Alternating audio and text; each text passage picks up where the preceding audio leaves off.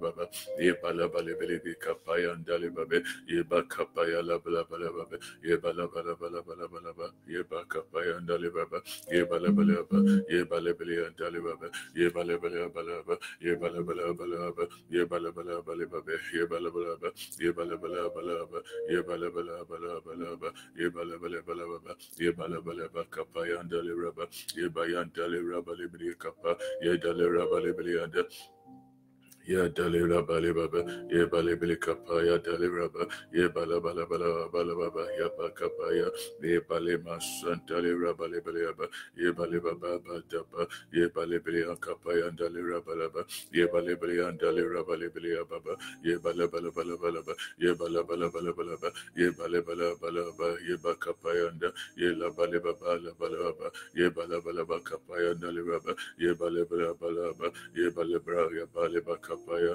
Yedalibra Balibraba, Yebalibraba, Yebalabraba, Yebalabalabalaba, Yebalababa Kappa, Yabasan Dalira Balibria Kappa, Yedalira Balibabe, Yebalabalaba Kappa, and Daliraba, Yebalabalaba, Yebalabalaba, Yebalabalaba, Yebalaba, Yebalabalaba, Yebalabalibe Kappa, and Dalira Balibabe. Ya balera baleba, ya balaba, ya bakapaya dalera balebele baleba, ya bakapaya dalera balebe shaya daleba, beisa bakapa ya dalera baleba, le makapaya dalera balebele kapa, ya dalera baleba baleba, ya balaba kapaya dalera baleba, ya balebele baleba, ya balaba kapaya dalera balebele, ya balaba balaba kapaya dalera, ya baswan dalera Balibabe, ye makapala bayaba, ye baleba balababa, ya balera balebaba, ye malaba kapaya, yandalera balabalaba, ye balebaba, ya bakapaya andalera, ye balebalababa, ye balaba da balabalebaba, ye basanta baya leba kapaya andalera, ye baleblea kapata lera balebabe. In the name of Jesus, we thank God for another morning. We are grateful for what God is doing.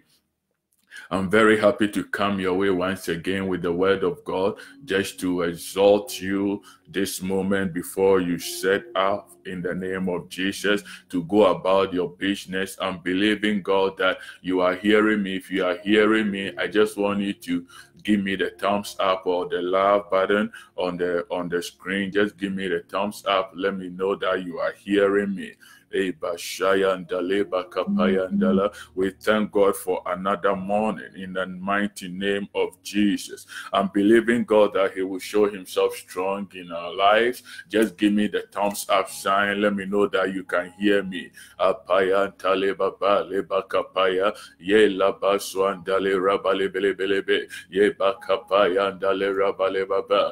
continue to share. If you are joining me, just share with your friend, share with somebody you love, so that God will be a blessing unto the person this morning. Just begin to share in the mighty name of Jesus. Just begin to share. We just want to touch on something briefly this morning. And even as you share, continue to pray and prepare your heart for the word of God, for an exhortation from God that will prepare you for your days ahead in the mighty name of Jesus. I see somebody watching from, let me see the name here. I see Makota Hadis watching. I appreciate you coming through. I see Martha also watching. Where are you watching from? You can let me know so that I will acknowledge you. Martha, welcome. Share with your friends. Make sure that your colleagues, your friends are also joining in. I'm believing God that God will be a blessing unto them. Just continue to invite people, and if you can still hear me, just tap, give me the thumbs up sign. Give me the thumbs up sign. Give me the love sign, so that I will know that you are connected. God bless you. God bless you. I see EJ. God bless you for joining. I believe God will be a blessing unto you. This morning, I just want to touch on something briefly. Yesterday, we're looking at knowing who we are in Christ Jesus. But as Christians, sometimes, as we were saying yesterday, we let things bug us so much so that we sometimes don't even know how we have to go about our life. Bible makes it to understand that in Christ we are a chosen generation unto God, a royal priesthood, a holy nation. But yet still sometimes we find ourselves in situations that it pushes us to the corner so much so that we don't even know what to do. It's like we're walking in this world without knowing who we are. My question to you today is that, do you not know? And if you know, then why? Why do you worry yourself so much? Why do you, push yourself to the point that you end up breaking yourself? We noticed in yesterday's study that when it comes to the things of God, we cannot even walk by ourselves. We have to believe through Christ. And Bible declares in the book of John 1:12 that to them that came to believe in his name or on his name, he gave them the power to become the children of God. He gave them, by giving them the power, he introduced the Holy Spirit unto them. So Bible asks, Paul says in the book of 1 Corinthians, which I want us to look at today, the book of 1 Corinthians, when you look at the chapter number 3, verse 16, Paul trying to talk about who we are as Christians, as the children of God, as the followers of Christ. Paul asked a question in the book of 1 Corinthians, the chapter number 3, verse 16. He says that, do you not know that you are the temple of God, and that the Spirit of God dwells in you? Can you imagine? Do you not know that ye are the temple of God? As Christians, we are the temple of God, the embodiment of what? The Spirit of God, and God's Spirit dwells in us. Do you not know? If you know that you carry God around, then why the worry? Why the worry? Why the stress? Why the worry? Why the stress? Why do we push ourselves to the point that sometimes we behave even more than the unbelievers, those who are in the world? Bible says that we are in the world, but we are not of the world. We are not of this world. We are just pilgrims. We are passing through. And the scripture we just read from the book of 1 Corinthians, the chapter 3, verse 16, Paul was asking the question, do you not know that you are the temple of God and that the Holy Spirit of God dwells in you? Can you imagine the career of God just walk around aimlessly, not knowing what we are doing, not knowing what we are about? We walk like everybody around us. But Paul is cautioning and asking that, do we not know? If you are hearing me, I want to submit to you that we have to be aware of who we are in Christ. As we go about our duties today, as we go around, as we carry our kids out, today is Friday, tomorrow will be Saturday, the next day will be Sunday. There will be lots of time, enough time to party around. But as you go around and you carry yourself, the question I want you to have at the back of your mind is that, who are you?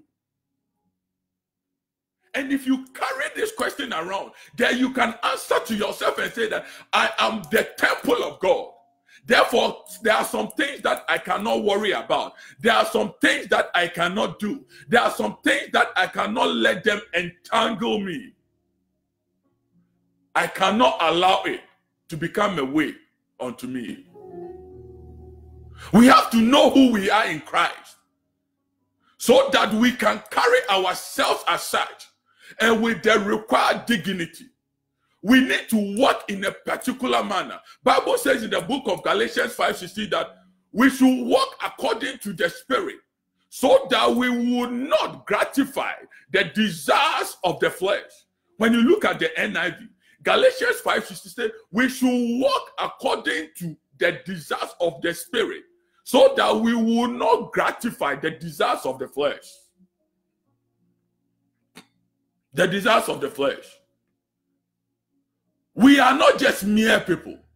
We are the temple of God. As Christians, we need to come to some realizations that are fundamental to our success in this dark world. We are not like everybody. The knowledge we have about ourselves is a key to our success. Knowing who we are will influence how we will perform and stand as Christians. And most importantly, as the children of God. We cannot go about our duties like anybody else, like ordinary people. So in the book of Hosea, the chapter number 4, the verses, God speaks to the prophet Hosea about his people Israel. And he says that my people are destroyed for lack of knowledge. My people are destroyed for lack of knowledge. Because you have rejected knowledge, I also will reject you from being priest for me. Because you have forgotten the law of your God, I also will forget you as my children. If we walk anyhow, what God is saying is that if we walk without the knowledge that He, God, is expecting us to walk in, then He, God, will reject us. Because we are rejecting the knowledge He's imputing upon us. He's passing to us. He's giving to us that which will cause us to be able to walk worthy of our calling as followers. The Bible says that we should not walk according to the desires of the flesh, but rather that of the spirit. Hosea 4 says, for lack of knowledge. And the word knowledge used there is discernment, understanding, wisdom, perception, or skill. As Christians, we should have the skill to be able to what? Navigate the things of this world. For we are not of the world, although we are in the world. If you are watching me, this is coming to you from Living Name Ministries, and I'm believing God will be a blessing unto you. We should walk not by what? The desires of the flesh, but rather that of the spirit. For when we walk according to the spirit, we will not gratify the desires of the flesh. That's what scripture says in the book of Galatians 5, verse 16. Paul was asking, do you not know that your bodies are not just vessels for anything, but they are the carriers of God's Spirit? So as you're walking around, you carry the Spirit of God with you. You carry the embodiment of God, the aspect of God that has the ability to move and to do. You carry it with you. This morning, as you listen to me, I want you to come to the point that you are not just walking all by yourself. When you read the Bible, Paul says that we are God's fellow workers. You are not just an ordinary person. You should know who you are, that you are God's fellow worker. You are God's field. You are God's building. When you look at the book of 1 Corinthians 3, then 9 down, you are not just an ordinary person, but you are a fellow worker of God. You are doing whatever God wants to do in this world with Him. You are God's field. That God wants to build better things and powerful things with you and on you. You are God's building. That God is ready to house Himself in you. You are not just an ordinary person. The long and short is you are the temple of God, and the Spirit of God dwells in you.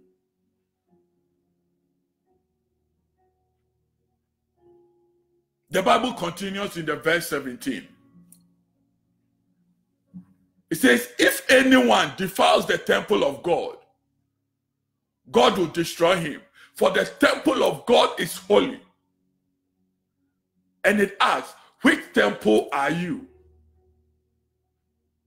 If anyone destroys the temple of God, God would intend to destroy him. For the temple of God is holy. For your body is holy. For your body is holy. Anyone that destroys the temple of God, which is your body, God will intend bring judgment on that person, bring punishment. But this morning I've come to caution you that have at the back of your mind that you are not just an empty vessel. I read this and the sound of it sends chills all over my body. That if perchance I do anything against the body of Christ, God will not take it lightly with me. If you are watching me, share with your friends, share on your page, let your friends get to know what is going on, that we will learn and caution ourselves. A lot is coming on this weekend. I don't know why God gave me this message, just to prompt us that we need to stand and be reminded that we are not of ourselves, we are not of our own, but we are a carrier of God's temple, and we are a carrier of God's spirit. And whoever destroys the dwelling of God's spirit, God said, I will intend destroy, for my temple is holy. If anyone defiles the temple of God, God will destroy. Why? Because you are destroying something that belongs to God. Let's jump to what? 1 Corinthians chapter 6 verse 19. Paul asks again, he says that, or do you not know that your body is the temple of the Holy Spirit, who is in you, whom you have from God, and you are not your own? Do you not know that your body is the temple of what? The Holy Spirit, which you receive from God? Hey, we don't own ourselves, but rather we are for God. We are just mere caretakers. We are just taking care of something that belongs to God. We are not, and we cannot behave just like everybody, because we are not everybody. We cannot just behave like common people, because we are not common. We're walking around, we are a carrier of God's presence. We don't have to go about our things like ordinary folks, for we are carrier of a mighty person, the Holy Spirit. That is something we have to know. That is something we have to reckon with. Because if we lack that knowledge, Bible said that God said in the book of Hosea 4:6, I will reject you because you are rejecting this knowledge that I've given you, this understanding, this discernment, this perception, this skill, so that you'll be able to walk worthy of your calling.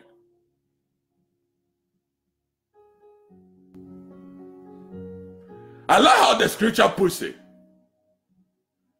When you look at the book of 2 Corinthians, the chapter number 16, the chapter number 6, when you look at the verse 16 to be specific, the Bible puts it that way. It says that, and what agreement has the temple of God with idols? And what agreement has the temple of God with idols? For you are the temple of the living God. As God has said, I will dwell in them and walk among them, and I will be their God, and they shall be my people. What agreement has the temple of God with idols? With idols. What agreement? What agreement? Can you imagine? The temple of God and idols. Bible is asking, what agreement has these two together? What do you have to do to carry idols? You don't have to go close. Because of what is in you, there's no way you can carry an idol with you. No, that will not be possible. A carrier of the Holy Spirit can't be a carrier of idols. You can't have both idols and the Holy Spirit in you. The Bible says, when you look at the book of Matthew 6:24, it says, no one can serve two masters. For either he will hate the one and love the other, or else he will be loyal to one and despise the other. You cannot serve God and mammon. You cannot serve two masters. You cannot be a carrier of the presence of God, the temple of God, and in the same way be a carrier of something else. That is impossible. But this morning, as you listen to me, as I said, I intend to come your way with just a short message. As you listen to me, I want you to ask yourself, if you know who you are, why then are you allowing all these things around you to be a bother? If you know who you are, why then, as the temple of God, you are powerful. You are not an ordinary person. You have what it takes to make it as a Christian in this world of darkness. You have what it takes to climb to the top. God has given you that inner tenacity because God himself dwells in you. And Scripture says that he has overcome the world. And therefore, somebody who has overcome the world cannot dwell with you and you be a failure. No. What it takes to climb to the top is an embodiment in your system. It contains within you. Therefore, when you go out there, you don't have to be worried about any circumstance. Whatever is going on, just need to be focused on God. You have what it takes to climb to the top. You have what it takes to make it. And you don't have to fake it. You don't have to pretend to be somebody else. You don't have to pretend to be somebody else. You are all sufficient all by yourself, with God dwelling with you. You don't have to fake it. No, that is not necessary. Know ye not that you are the temple of God, and the Holy Spirit dwells with you.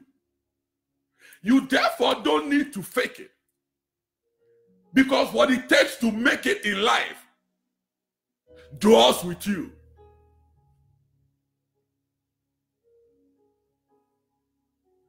When God created the heavens and the earth, Bible declares in the book of Genesis that the earth was without form and void. In God's own creation, Bible says that there was darkness upon the surface of the deep. But when the Holy Spirit moved, the voice of God came through and God spoke and said, "Let there be light," and there was light. The Holy Spirit had to move even in the creation of God's world for light to appear out of the darkness. And this Holy Spirit, Bible says, that lives in you as the temple of God. What it takes to make it, to create whatever it's around you, it's within you. You don't have to depend on people around you to make it. I will say it again. What it takes for you to climb to the top, even as you go out there, even as you walk out there as a Christian, it dwells with you. And you don't have to give yourself to anybody coming this weekend for you to what? Be promoted. For you to be given accommodation. You don't have to sell your soul for you to get any promotion. You don't have to compromise yourself for you to make it, because whatever can cause you to make it dwells with you. And it's the Holy Spirit.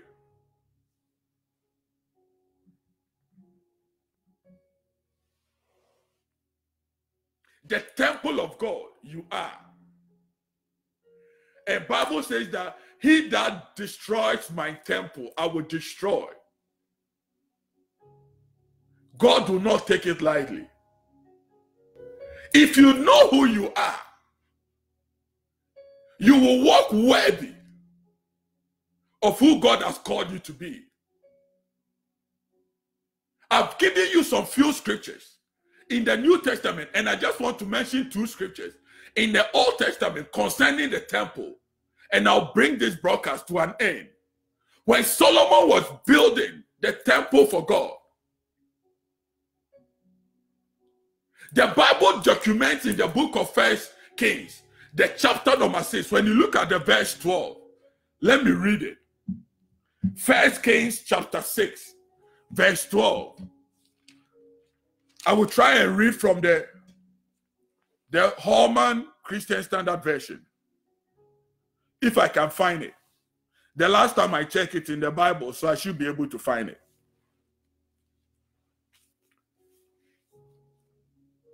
And I read, as for this temple, God speaking to Solomon, as for this temple you are building, if you walk in my statutes, observe my ordinances, and keep all my commands by walking in them, I will fulfill my promise to you, which I made to your father David. The 13 said, I will live among the Israelites and not abandon my people Israel. As you building this temple, as you taking care of the body of Christ, as you taking care of yourself as the temple of God, what God is saying is that as you build the temple, and as you walk in my statutes, and as you observe my ordinances, as you keep everything that I'm telling you in the name of Jesus, as you keep my commandment, as you walk in them, I will fulfill my promise I made with your father David. I will live among my people Israel, and I will not abandon them. In other words, if you continue to dwell, take care of this temple, and as the Holy Spirit dwells in you, brings into remembrance everything that God has taught you, and you follow, and you do accordingly, you walk in that. Bible says that God said, whatever promise I've given your forefathers, the Abrahamic covenant, I will make sure that comes to you. The promises I gave your forefather, I will make sure it comes to you. You will not walk and have any issue. Childbearing will not be your problem. Health will not be your problem. Finances will not be your problem. For God will come through for you. As you're building this temple, as you're watching over this temple and walking in my status, in my covenant, in my commands, I will bring to pass everything that I've given your father Abraham. Somebody say, because of time.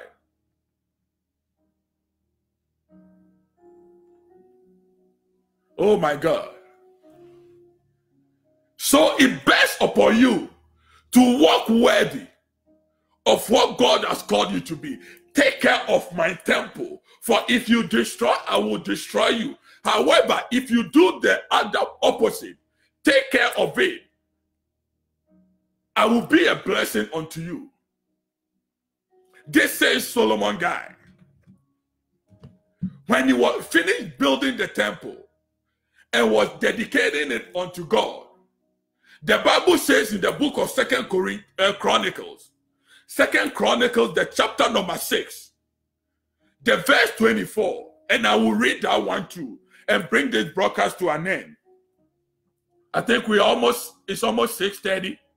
I told you I want to be coming your way 30 minutes every morning to bring this word of encouragement, word of exhortation to you, so that even as you go about your business, as you go about your things, you have at the back of your mind what God wants you to do, what God wants you to keep on the tablet of your heart. When you read the book of Second Chronicles, the chapter number 6, the verse 24. Let me go there quickly.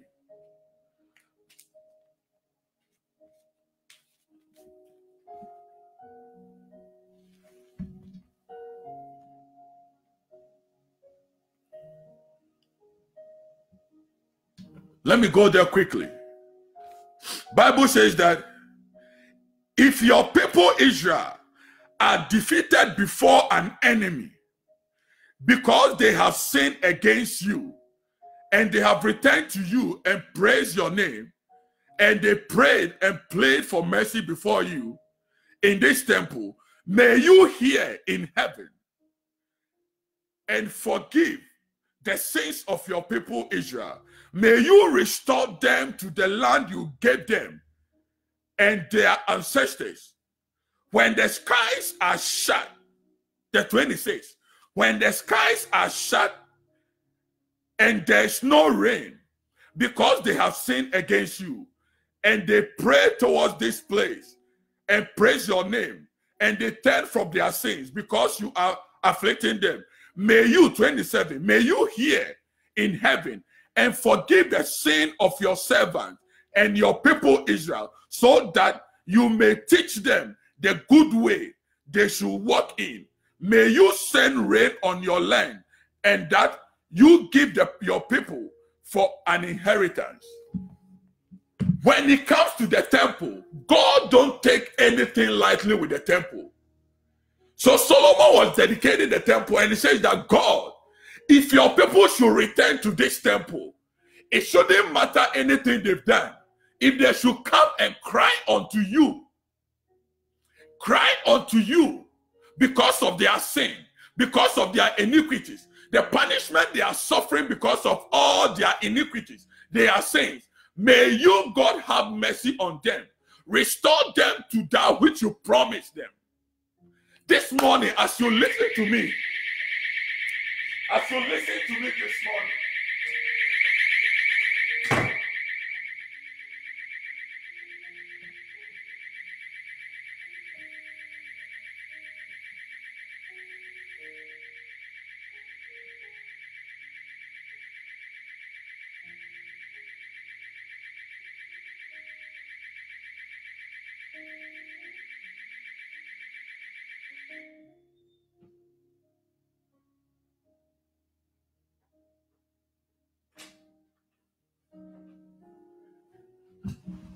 sorry, as you listen to me, alarm went off in the neighborhood. As you listen to me, and as I bring this message to an end, may everything that you go to the temple of God for, everything afflicting you, as you come to the temple of God, come to your senses as the dwelling of the Holy Spirit and decide to go by the dictates of God. May the presence of God cause a change in your life. I believe that God will be a blessing unto you even as you go through the weekend. May his name be exalted in your life as you begin to take care of his temple, of his dwelling. For as we mentioned, what agreement has the temple of God with idols? You shouldn't let anything come between you and the temple of God. God bless you for listening. And if you are watching me and you've not given yourself to Christ, all we are saying will sound crazy to you. But the Bible says that if you come to Christ, he's faithful and just to forgive you of your sin, to cleanse you of all unrighteousness. And all you need to do is accept with your heart and confess with your mouth that Christ is Lord. He died and resurrected and is seated at the right-hand side of God, interceding for you. I want you to pray with me. Follow me with this prayer and give your life to Christ. Let Christ become your personal Lord and Savior. And when that happens, he will come and make his home with you. As you listen to me, pray this prayer after me. Lord Jesus, I thank you for this moment. I thank you for this word. I thank you for this time. I believe that you died to cleanse my sins, to forgive my sins. And now you resurrected and seated at the right-hand side of God, interceding for me. You are the Son of God. In Jesus' name, I pray. Amen. If you pray this prayer, God has come to dwell with you. find a Bible-believing church in your neighborhood and join, and they will help you grow. God bless you.